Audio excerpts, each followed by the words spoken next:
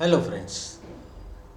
Let us continue with chapter 6, My Childhood, from Beehive, part 4. In the previous part, we saw that Dr. APJ Abdul Kalam, he was studying in the school, and there was a science teacher, uh, and his name was Siva Subramaniam, and who was in good relation, or he had very great trust on the abilities of Dr. APJ Abdul Kalam when he was child. The teacher was always encouraging Kalam that you should study hard, and you deserve to sit among the highly educated people in big cities.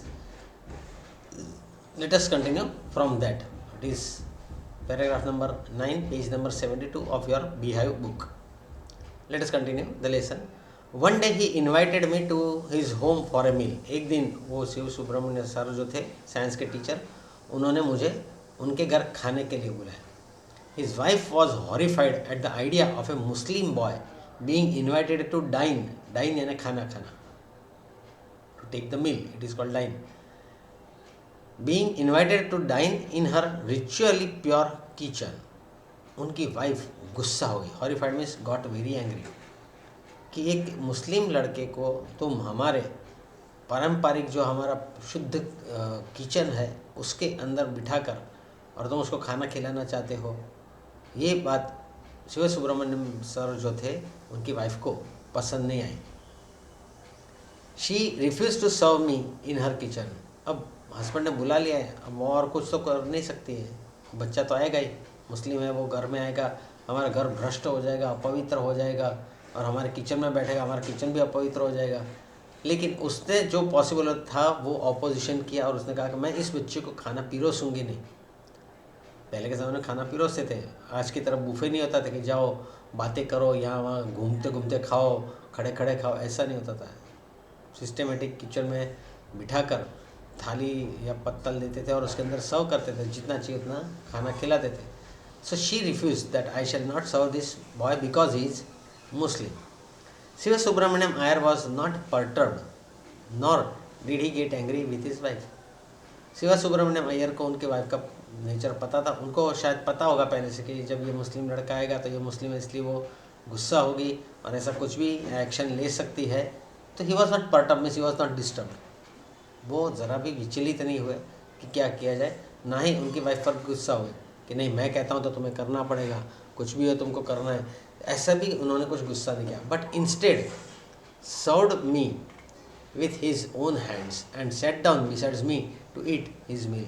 उन्होंने अपने हाथों से मुझे खाना पिरोसा और अपनी भी थाली बना के मेरे साथ खाना खाने के लिए बैठ गए. Nowadays we don't feel it very odd. अपने घर में हो, बाहर हो, पार्टी में हो, होटल में हो, पता चलता है कि हमारा दोस्त या सामने वाला पर्सन हमारे रिलीजन का नहीं है, लेकिन हम खाते. लेकिन उस वक्त उस ज़माने में इतना ब्रॉड माइंडेडनेस नहीं था, लोग इतना बड़ा सोचते नहीं थे. ऑर्थोडॉक्स पूरी समाज ऑर्थोडॉक्स, उसमें ऐसे कुछ ही लोग जो थे जो लीडरशिप लेते थे हर कम्युनिटी में, हिंदुओं में, मुसलमानों में, क्रिश्चियनों में. उनके समाज में जो गलत ट्रेडिशंस पड़ गई थी या जो गलत परंपराएं थी उनको तोड़ने के लिए वो लीडर अपनी कोशिश करते थे और कुछ लोग उनको सपोर्ट करते थे. सो हमारे साइंस टीचर हमारे साथ खाना खाने बैठ गए, ये अब्दुल कलाम कहते हैं. His wife watched us from behind the kitchen door. Kitchen के डोर के पीछे वो वाइफ छुप के खड़ी रही और वो देख रही थी कि हम बातें भी कर रहे हैं, खाना भी खा रहे हैं, और मुझे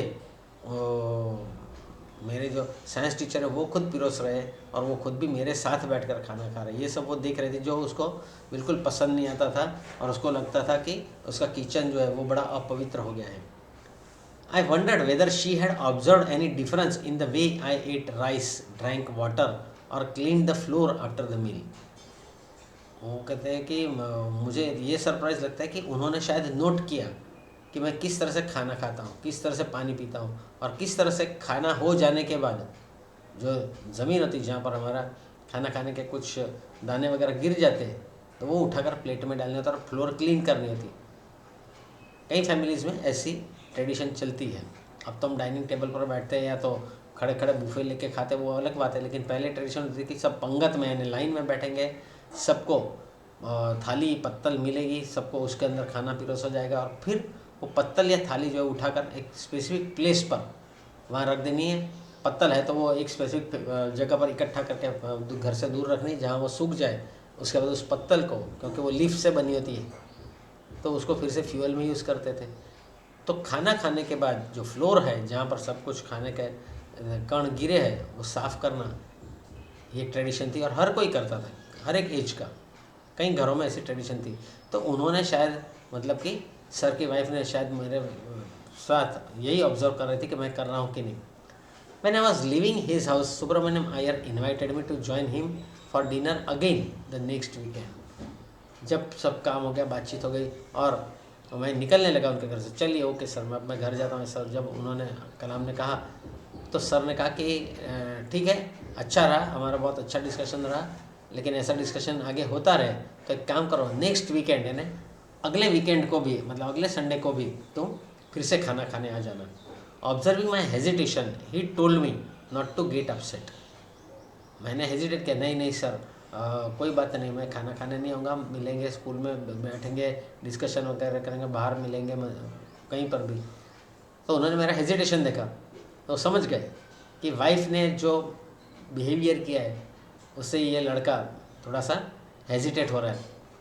सीधी सी बात है, किसी के घर में जाते हैं और वहाँ इंसल्ट होती है तो obviously we want prefer to stay there. हम पसंद नहीं करेंगे कि वहाँ ज़्यादा रुके, भाई यहाँ तो अपना इंसल्ट हो रहा है बिना बोले बिना झगड़ा किए। तो चलो हमारा यहाँ आना या रहना, बैठना, खाना पीना पसंद नहीं है तो हम यहाँ से निकल जाते हैं। So that way when Siva Subramaniam sir invited him for the next weekend, Kalam hesitated. At that time, the science teacher said, saying, once you decide to change the system, such problems have to be continued. उन्होंने कहा कि देखो, अगर हमें ये सब भेदभाव अगर दूर करना है, हिंदू मुसलमानों का भेदभाव दूर करना है, तो ऐसे प्रॉब्लम्स तो आते ही रहेंगे, हमारी इंसल्ट तो होती ही रहेगी, क्योंकि हम कुछ ऐसा कर रहे हैं जो लोगों को पसंद नहीं है, जो लोग छोड़ना नहीं चाहते, बदलना नहीं चाहते, ऐसे लोगों को हम बता रहे, तो वो तो हम पर गुस्सा होंगे, हमारा इंसल्ट करेंगे, शायद इससे भी ख़राब बिहेवियर करें अगर बाहर के लोग हो तो ये तो चलता रहेगा। मतलब अगर हमने डिसाइड किया है कि ये भेदभाव हटाना है तो हमें इन सब बातों को रेडी रहना चाहिए कि ऐसा इंसल्ट हो सकता है, उससे हमें डरना नहीं चाहिए, पीछे नहीं हटना चाहिए कि मैं मेरा तो इंसल्ट होगा, मैं इंसल्ट नहीं होने दूंगा, चलो भेदभाव रहता है तो रहने दो, ऐसा मैं नहीं करूँगा। तो अगर हमें ये डिसाइड किया है तो हमें ऐसे प्रॉब्लम्स को फेस करने की आदत डाल देनी। मैंने I visited his house the next week, फिर दूसरे वीक में जब उन्होंने बुलाया था तो अब टीचर नहीं बुलाया तो जाना भी पड़ेगा, तो वो गए। When I visited his house the next week, Siva Subramaniam Iyer's wife took me inside her kitchen. तो उस वक्त तो मुझे सरप्राइज़ हुआ कि उस वक्त उनकी बीवी मुस्कुराई और मुझे बड़े प्यार से किचन के अंदर ले गई and served me food with her own hands, और उन्होंने अपने हाथों से उनको खाना पिरोसा कि खाओ। That means the teacher Shiva Subramaniam, he was successful to change the thoughts of his wife by doing this experiment। एक संडे को बुलाया, वो मुस्लिम है, उसको पसंद नहीं आया, ठीक है, बाद में उन्होंने उसको समझाया होगा कि भेदभाव ज़रूरी नहीं है, वे तो बच्चे हैं और वैसे भी हर मुस्लिम हर हिंदू कोई बुरे नहीं होते, तो वो उनके वाइफ को वो कन्विंस कर सका। और दूसरे संडे जब हो गए तो अब्दुल कलाम को उनकी वाइफ जो बड़ी ऑर्थोडॉक्स थी, कंजर्वेटिव थी, उसने खाना खिलाया। This type of change we can bring by good behaviour, not by quarrel, not by fighting, not by insulting. Then the second world war was over and India's freedom was imminent. फिर ये हुआ कि second world war 1945 में ख़त्म हो गई और फिर पता चल गया, ब्रिटिशरों की तरफ से भी मैसेज आ गया था कि हम इंडिया को इंडिपेंडेंट करना चाहते हैं। Imminent means sure and India's freedom was sure, imminent. Indians will build their own India, declared Gandhi ji. Gandhi ji declare कर दिया कि हम इंडियन लोग हमारी कंट्री को अब हम खुद अपनी तरह से बनाएंगे। अभी तक ब्रिटिशरों का राज था, हम कुछ नहीं कर सकते थे, कोई चेंजेस नहीं ला सकते थे, लेकिन अब हिंदुस्तान फ्री हो जाएगा तो हम हमारा हिंदुस्तान हमारी तरह से बनाएंगे। The whole country was filled with an unprecedented optimism, optimism यानी आशावाद, अनप्रेसिडेंटेड मीन्स अनइमेजिनेबल, अनलिमिटेड। पूरा हिंदुस्तान जो था वो, मतलब पूरी कंट्री जो थी वो बड़े खुशी से उनके मन भर गए थे, मतलब खुशी फैल गई थी पूरे कंट्री में ये एक आशावाद से कि चलो अब हमें अपना देश फ्री मिलेगा और हमारे देश में हमको जो चाहिए वैसा हम प्रोग्रेस कर सकते हैं। हर सिटीज़न अपना अपना प्रोग्रेस करेगा, हर फैमिली अपना अपना प्रोग्रेस करेगा, और ऐसी करोड़ों फैमिली जब एक साथ प्रोग्रेस करेगी तो ऑटोमेटिक कंट्री का प्रोग्रेस होगा। So there was unprecedented optimism, मतलब जिसकी उम्मीद नहीं थी ऐसा आशावाद, मतलब कि उम्मीद फैल गई थी। I asked my father for permission to leave Rameswaram and study at the district headquarters in Ramanathapuram. मैंने मेरे पिताजी को पूछा कि मैं अब रामेश्वरम के स्कूल का एजुकेशन कंप्लीट हो गया, अब मुझे आगे स्टडी करना है, तो क्या मैं यहाँ से रामनाथपुरम पढ़ाई के लिए जा सकता हूँ, मतलब कि मैंने उनकी परमिशन मांगी।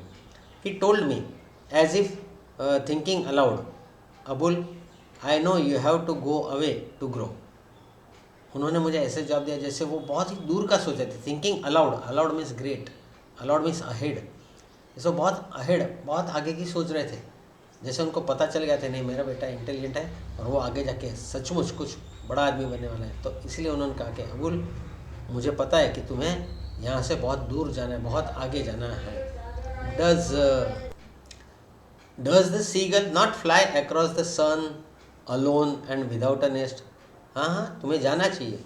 क्या सीगल, जो सी शोर पर जो बर्ड्स होते हैं, वाइट बर्ड्स जो होते हैं, वो वहाँ पर फिश को पकड़ कर खाते हैं, और दूसरे वहाँ के जो छोटे मोटे पानी के जो कीड़े मकोड़े तो उनको खाते हैं, वो उन्हें सीगल कहा जाता है। तो उन्होंने वही एग्जाम्पल दिया, देखो ये सीगल, देखो अपना एरिया छोड़ देते हैं, अक्रॉस द सन मतलब बहुत दूर जाते हैं, अकेले जाते हैं, और विदाउट द नेस्ट यानी विदाउट एनी सपोर्ट वो जाते हैं। जब सीगल जैसा बर्ड एक जगह से दूसरी जगह सी क्रॉस करके जाता है तो तुम्हें जाने में क्या प्रॉब्लम है, तुम्हें जाना ही चाहिए, मतलब कि अपना प्रोग्रेस करना चाहिए। He quoted Khalil Gibran to my hesitant mother, your children are not your children. उन्होंने मेरी माँ को समझाया, क्योंकि मेरी माँ थोड़ी हेजिटेंट थी, वो हेजिटेट करके नहीं अभी इसको कहाँ भेजेंगे, वो सिटी में कैसे रहेगा, कैसे मैनेज करेगा, उसको नहीं आएगा, वहाँ पर ऐसा ये वो है, पता नहीं, बहुत सारे नेगेटिव थॉट्स अब्दुल कलाम की मदर के माइंड में थे। तो पिताजी ने उनकी माता को समझाते हुए कहा कि your children are not your children, ये तुम्हारे बच्चे हैं, तुमने पैदा किए, लेकिन वो तुम्हारे नहीं हैं। They are the sons and daughters of life's longing for itself. वो आपके बेटे और बेटियां जो है उनकी लाइफ जो है वो राह देख रही है, देयर लाइफ इज़ वेटिंग, उनकी लाइफ वेट कर रही है और उसके पास उसको जाना है, मतलब कि करियर वेट कर रहा है। अब उनको उनकी लाइफ खुद को जीने दो, खुद को डिसीजन लेने दो, खुद को बनाने दो। हमारा काम तब तक है जब तक वो कैपेबल नहीं हो जाते। बच्चे कैपेबल हो गए, उनको वहाँ आगे भेज देना चाहिए ताकि वो हाथ पैर मार के भी अपना फ्यूचर बना सके, और फ्यूचर बना के वो और लोगों को यूज़फुल हो सके। सो कितने ग्रेट थॉट्स थे अब्दुल कलाम के पिताजी के माइंड में, और उन्होंने उनकी माता जी को भी समझाया। He quoted Khalil Gibran, quoted means explain, described, he described Khalil Gibran. Khalil Gibran एक राइटर थे, थिंकर थे, पोएट थे, और उन्होंने ऐसे सब कोट्स या ऐसी पोएट्रीज लिखी है। He quoted Khalil Gibran to my hesitant mother, your children are not your children, they are the sons and daughters of life's longing for itself, they come through you but not from you. वो आपके through पैदा हुए, मतलब कि आपने उनको जन्म दिया है, बट नॉट फ्रॉम यू, तुम्हारे दिमाग में से नहीं, मतलब कि तुम उनके मालिक नहीं हो, तुम्हें उनको कंट्रोल नहीं करना है। तुमने जन्म दिया, भगवान ने तुमको चांस दिया, अल्लाह ने तुमको चांस दिया कि बच्चे को आप जन्म दो, लेकिन आगे जाके उसको क्या करना है, उसको गाइड करो, उसके ऊपर रूल मत करो, उसको ऑर्डर मत करो कि मैं कहूँगा वैसे ही तुम बनो। ऐसा ऑर्डर करने का हक हमें नहीं है। You may give them your love but not your thoughts. आप उनको अपना प्यार दे सकते हो, अपनी चाहत दे सकते हो, उनको अच्छे संस्कार दे सकते हो, लेकिन अपने विचार नहीं दे सकते। अपने विचार मतलब मैं सोचता हूँ कि यही ठीक है, तुम भी वही करो क्योंकि तुम मेरे बच्चे हो, तुम मेरे बेटे मेरी बेटी हो, तुम जो मैं कहूँगा वैसे ही करो। तो हम अपने थॉट्स नहीं दे सकते या नहीं देने चाहिए। उनको थॉट्स, उनको थिंकिंग डेवलप करने दो। Let them think for themselves. That is the duty of parent. Parent की ड्यूटी क्या है कि बच्चों को इस तरह से बड़ा करें कि वो सोचना शुरू करें खुद के बारे में, दूसरों के बारे में, पेरेंट्स के बारे में। लेकिन अगर हम ही उनको कंट्रोल करते रहेंगे, उनको बताते रहेंगे कि आपको क्या करना है, तो हर बार वो पूछते रहेंगे अब मैं क्या करूँ, आपने जो कहा था मैंने कर दिया, अब मैं क्या करूँ। मतलब कि उनकी खुद की थिंकिंग, उनकी खुद की बुद्धि डेवलप नहीं होगी। They won't be able to take the decision, और फ्यूचर में उनको बहुत तकलीफ होगी। उसके बदले you give them your love. आप उनको प्यार दो, उनको संस्कार दो, उनकी अच्छी सीख दो, अच्छी पढ़ाई दो, और अपने थॉट्स मत दो। थॉट्स उनके क्रिएट होने दो। जब बच्चे अपने थॉट्स क्रिएट करते हैं तब उनको सेटिस्फेक्शन होता है, ये मैंने सोचा है और मैंने सोच के ये काम किया है, अब ये इसकी जिम्मेदारी मेरी है। स्कूल के अंदर कई बार क्राफ्ट पीरियड में आपको कहा जाता है कि आप कुछ मॉडल बनाओ, कुछ क्राफ्ट बनाओ, कुछ ड्राइंग बनाओ, कुछ पेपर कटिंग बनाओ। आप बनाते हो। बनाने के बाद आपके दिमाग में उसके लिए कितना प्यार होता है, उस मॉडल के लिए, उस चीज़ के लिए। क्यों होता है? क्योंकि वो आपने क्रिएट किया है। आपको बहुत बढ़िया लगता है। सपोज आपने एक छोटा सा बिल्डिंग बनाया, छोटा सा घर बनाया कार्डबोर्ड का, उसको अच्छी तरह से कलर किया, उसको विंडोज़ बनाए, उसका आंगन बनाया, उसकी छत बनाई या टेरेस बनाई, ये सब आपने बनाया। जब आप देखते हो तो आपको अपनी बड़ी डीप इमेजिनेशन है। जब आप वो सबमिट करने जाते हो, टीचर को दिखाने जाते हो, टीचर विल सी, क्योंकि उनको सबके ऐसे मॉडल्स हैं, वो सबके मॉडल्स देखेंगे और बोलेंगे चलो अच्छा है, बहुत अच्छा है, बहुत अच्छा है। उनके दिमाग में तुम्हारी इमेजिनेशन नहीं आने वाली। फिर वो मॉडल आप लेके घर पे आते हो और घर पे वैसे ही रखते हो कि आप उसको हर रोज़ देख सको, तो आपको एक प्लेजर मिलता है, एक आनंद मिलता है, खुशी मिलती है कि मैंने ऐसा मॉडल बनाया था और टीचर को दिखाया, टीचर खुश हुआ और टीचर ने बहुत अच्छा कहा, अब मैं इसको टूटने नहीं दूंगा, मैं सामने रखूँगा। वो मॉडल जब भी आप देखोगे आपको याद आएगा एक पिक्चर जो आपने इमेजिन किया था। बड़े हो जाने के बाद वो मॉडल जो होगा, आप कॉलेज में जाओगे, कॉलेज के बाद भी, तो आप उसको संभाल के रखोगे, जितना पॉसिबल होगा आप उसको संभाल के रखोगे, वो क्योंकि आपकी याद है। बहुत सालों के बाद जब उसको फेंक देना पड़ेगा, ख़राब हो गया है, तो आपका थोड़ा सा दिल टूटेगा। कार्डबोर्ड का इतना सा मकान हमने बनाया, घर बनाया है, लेकिन वो भी हमारी फीलिंग जानता है, या वो भी हमारे लिए वो इम्पोर्टेंट हो जाता है हमारी फीलिंग के कारण। This is because the thoughts are there. So parents की ड्यूटी क्या है? पेरेंट्स की ड्यूटी यही है, let the children grow and develop their thoughts. Till that time parents should support. Parents को बच्चों को इस तरह से डेवलप करना है कि बच्चा थिंकिंग शुरू करे। जब बच्चा थिंकिंग शुरू करता है वो अपने आप डेवलप हो जाता है। वो पेरेंट्स के एक्सपेक्टेशन से, पेरेंट के इमेजिनेशन से आगे चला जाता है। जो चीज़ें बच्चा इमेजिन करता है वो पेरेंट्स नहीं करते, और अगर हम उसको परमिशन देते बच्चे को तो बच्चा हमारे थिंकिंग से आगे जाता है। तो उसे आगे क्यों ना जाने दें? हम क्यों रोके? मैं जो सोच रहा हूँ वही तुम करो। बच्चा करेगा, छोटा है, डर के मारे, उसको पता है कि मारेंगे, इंसल्ट करेंगे, डांटेंगे, वो करेगा। लेकिन हमने उसको अगर थिंकिंग अलाउ नहीं किया तो वो आगे प्रोग्रेस नहीं कर सकता, हर बार हम पर डिपेंड रहेगा, and that is worse thing. ऐसे बच्चे प्रोग्रेस नहीं कर सकते। So let us see, they come through you but not from you.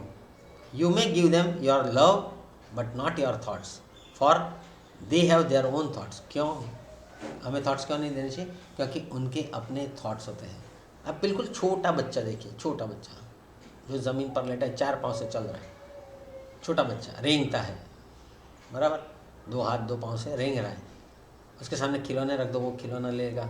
उस खिलौने को क्या करना है, कैसे करना है, आप उसको डांटोगे, आप उसका खिलौना ले लोगे तो वो खिलौना वही वापस लेगा। आप जो खिलौना दोगे वो उसको पसंद नहीं आएगा। उस एज से ही बच्चे के अंदर थिंकिंग होता है कि मुझे ये चाहिए, ये नहीं चाहिए, मुझे ये लेके मुंह में डालना है, मुझे उसको चबाना है, मुझे उसको पटकना है, मुझे उसको फ्लोर पर पटक के उसकी आवाज़ सुननी है। These are the thoughts. अगर ये बात पेरेंट्स समझ जाते हैं तो उस बच्चे को अलाउ करते हैं, उसमें कोई नुकसान नहीं, बच्चे को करने दो।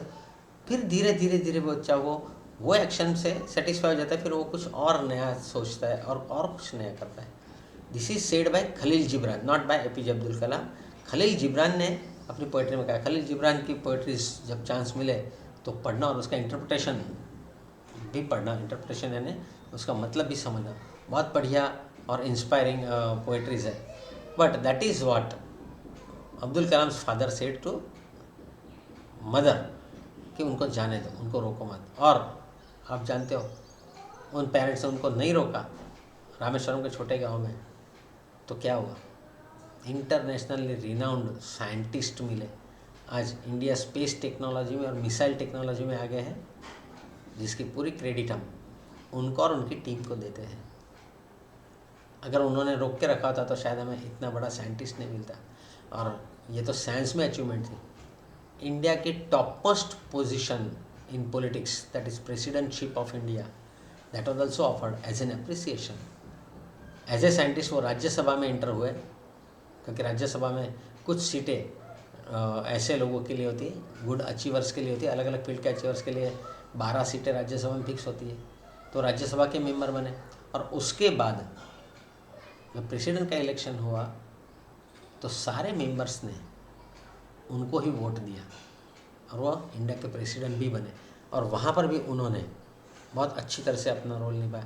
कहने का मतलब है कि अगर हम अपने सोच से आगे बढ़ते हैं तो ज़्यादा प्रोग्रेस कर सकते हैं। और हमें भी यही करना है कि हमें ऐसे सोचना है कि पेरेंट्स क्या चाहते हैं, जो पेरेंट्स चाहते हैं चलो वो कैसे अचीव कर सकते हैं। What parents expect? Parents expect only good result at this age. आपकी उम्र में पेरेंट्स की एक्सपेक्टेशन आपसे क्या है? They don't wish that you should go out and start earning, no. They wish don't bother for money, don't bother for other social responsibilities. We are there. You study nicely, you bring good results, you become ranker, achiever, so that your future will be nice, and through that future we will be happy to say my son, my child, my daughter has achieved this, and that is the satisfaction. So as a student you should think the expectation of your parents and try to achieve that with your own thoughts. So that is a good message we have got here. Here we complete the lesson, and now we shall be taking next lesson. This lesson is written by APJ Abdul Kalam, an extract from Wings of Fire. Wings of Fire जो उनकी किताब है वो बाज़ार में easily available, उसमें से एक एक्सट्रैक्ट यानी थोड़ा सा पार्ट लिया है। पूरी बुक पढ़ोगे तो और भी ऐसे इंसिडेंट्स आपको जानने मिलेंगे, और वो भी सब इंस्पायरिंग है, मोटिवेटिंग है। उन्होंने दूसरी भी कुछ किताबें लिखी है, ट्रांसलेट भी किया, अलग अलग लैंग्वेज में हुई है। आपको जो लैंग्वेज कंफर्टेबल हो यू कैन बाय इट। हमारे घर में ऐसे अच्छे किताबों की एक छोटी सी लाइब्रेरी होनी चाहिए। आपको जब भी कोई पैसे मिले, गिफ्ट मिले, गिफ्ट में पैसे मिलते हैं, इकट्ठा करके रखो और उसमें से ऐसे बुक्स खरीद के रखो what we now called as hard copy. सब कहते हैं इंटरनेट पर तो बहुत है, अरे बहुत है, पर वो सॉफ्ट कॉपी जो होती है, डिजिटल जो बुक्स होते हैं, वो हम कहाँ पढ़ते हैं। You have to specially sit with devices. जबकि ये हार्ड बुक जो है, हार्ड कॉपी जो है, हम कहीं पर भी ट्रैवल कर रहे हैं, कहीं जा रहे हैं, आ रहे हैं, फ्री टाइम है, रिलैक्स करना है, गार्डन में जाकर बैठ के, छत पे जाकर, टेरेस पर जाकर बैठकर पढ़ सकते हैं। तो एक छोटी सी लाइब्रेरी होनी चाहिए। सरदार वल्लभ भाई पटेल ने कहा था कि जिस घर के अंदर पुस्तकालय नहीं है, लाइब्रेरी नहीं है, वो स्मशान जैसा है। इट्स लाइक ए ग्रेवयार्ड, स्मशान जैसा है। एक छोटी सी ऐसे जो किताबें हमें पसंद होती है वैसे किताबें रखो। 6-8 महीने, 1 साल के बाद फिर से जब पढ़ते हैं तो फिर से उसमें से इंस्पिरेशन मिलता है, and it also pushes our energy. एक हमें पुश मिलता है, नहीं मैं कर रहा हूँ, मेरी कोशिश अच्छी जा रही नहीं हो रही है, सक्सेस नहीं हो रही, कोई बात नहीं, लेकिन ऐसी किताबें, ऐसे लोग, और ये सब लोग सीधे बैठ के साधु महात्माओं की तरह उपदेश नहीं देते, उनकी लाइफ में वो ऐसा काम करते हैं जो हमें इंस्पायर करता है। So many things we can learn from such persons, and particularly from Dr. APJ Abdul Kalam. Do read his other books also. Next time we shall take some another lesson.